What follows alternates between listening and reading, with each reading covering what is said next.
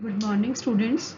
Today we will do the chapter 6 में life processes में third part करेंगे transportation and the structure of human heart. अब हमारी body जो है, हमारी बॉडी में जो है लिक्विड पार्ट एक ब्लड है. जो ब्लड है वो ट्रांसपोर्ट करता है फूड को, ऑक्सीजन को और वेस्ट मटेरियल्स को. ठीक है, हमारी बॉडी के अंदर जितना भी हम फूड खाते हैं उससे जो एनर्जी मिलती है, ऑक्सीजन जो हमारी बॉडी के अंदर जाती है रेस्पिरेशन के थ्रू, और इन सारे मेटाबॉलिक एक्टिविटीज़ की वजह से जो वेस्ट मटेरियल बनता है उसको जो हमारा ब्लड है वो ट्रांसपोर्ट करता है. ट्रांसपोर्ट मतलब one place, movement from one place to another. ठीक है, तो ब्लड क्या है, क्वेश्चन हमें दिमाग में आता है कि ब्लड क्या है. ब्लड एक टाइप ऑफ कनेक्टिव टिश्यू है जिसके अंदर फ्लूइड मीडियम होता है जिसको प्लाज्मा कहते हैं, और जिसके अंदर सारे सॉल्ट्स और सेल्स जो हैं सस्पेंडेड रहते हैं. ठीक है, जो सॉल्ट्स हैं वो भी ब्लड के थ्रू ही ट्रांसपोर्ट होते हैं. जितने भी हमारी बॉडी में इंपॉर्टेंट सॉल्ट्स हैं वो सारे के सारे ब्लड के थ्रू एक प्लेस से दूसरे प्लेस पे ट्रांसपोर्ट होते हैं. Now question arises, what is plasma.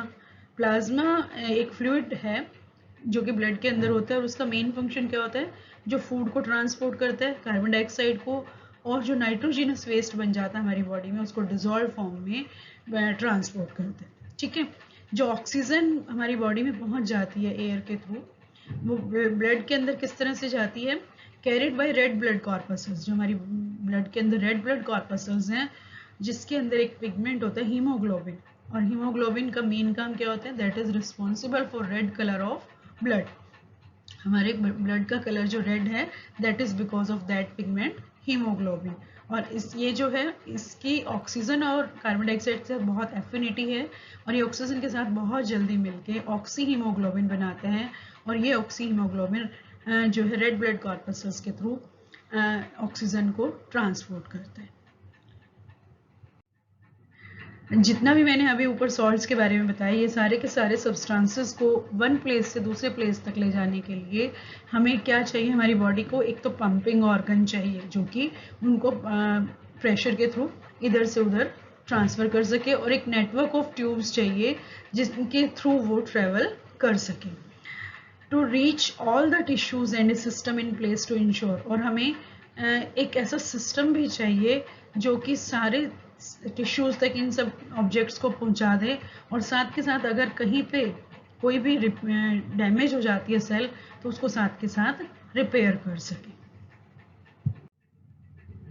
तो इसके लिए हम सबसे पहले हमारा जो एक पंपिंग ऑर्गन है दैट इज आवर हार्ट, हम इसके बारे में आज पढ़ेंगे. और जो हार्ट है उसका एक स्ट्रक्चर आपको ड्रॉ करना है, एक डायग्राम ड्रॉ करना है, एक well neat and label diagram आपको ड्रॉ करना है. तो अब हम हार्ट के बारे में पढ़ने लगे हैं. हार्ट जो है किस तरह का ऑर्गन है, हार्ट एक मस्कुलर ऑर्गन है, मीन्स इसके अंदर सिर्फ मसल्स पाई जाती हैं जिनको हम कार्डियक मसल्स कहते हैं. ठीक है, दे आर इनवॉल्यूंटरी, वो हमारी इच्छा के अनुसार काम नहीं करती, and they never get tired, और वो कभी भी टायर्ड भी नहीं होती. जो साइज है हमारे हार्ट का वो कितना है, as big as our fist. जितनी हमारा मुट्ठी बनाने के बाद हाथ का साइज हो जाता है, मुट्ठी का साइज होता है, उतने ही साइज का हमारी बॉडी में हार्ट है. ठीक है, हार्ट की जो स्ट्रक्चर है वो क्या है, हार्ट जो है हमारा टू हाफ्स में डिवाइडेड है. अगर सपोज करो मैं ये हार्ट के एक स्क्वायर के फॉर्म में बनाऊं तो दो पार्ट्स में डिवाइड है, राइट एंड लेफ्ट. राइट और लेफ्ट को बीच में डिवाइड करने के लिए एक मस्कुलर वॉल होती है जिसको हम सेप्टम कहते हैं. ठीक है, राइट पोर्शन जो है उसको ऑरिकल कहा जाता है, अपर पोर्शंस को, और जो लोअर पोर्शन है उसको वेंट्रिकल कहा जाता है. जो अपर दोनों हैं, अपर वाले जो पार्ट हैं उनको, जैसे ये वाला पार्ट मैं अगर बता रही हूँ आपको, तो ये पार्ट इतना जो है ऑरिकल, और जो नीचे वाला पार्ट है दैट इज वेंट्रिकल. मैंने यहाँ लिखा भी है, that is left ventricle and right ventricle. और ऊपर वाला जो राइट हैंड साइड पे आपको दिखाई दे रहा है ये राइट ऑरिकल, और ये लेफ्ट ऑरिकल और एट्रियम. ठीक है, तो इस तरह से हमारे स्ट्रक्चर ऑफ हार्ट जो है एक दो हाफ में डिवाइडेड है, और दो हाफ के बाद ये चार चैम्बर में भी डिवाइडेड है. चार चैम्बर में किस तरह से डिवाइड है, right auricle, right ventricle, left auricle and left ventricle. ठीक है, और इनके बीच में कुछ स्ट्रक्चर ऐसी होती हैं जो इन चारों हिस्सों को अलग अलग डिवाइड कर देती हैं, जिससे कि हमारा जो ब्लड है वो एक दूसरे में मिक्स ना हो.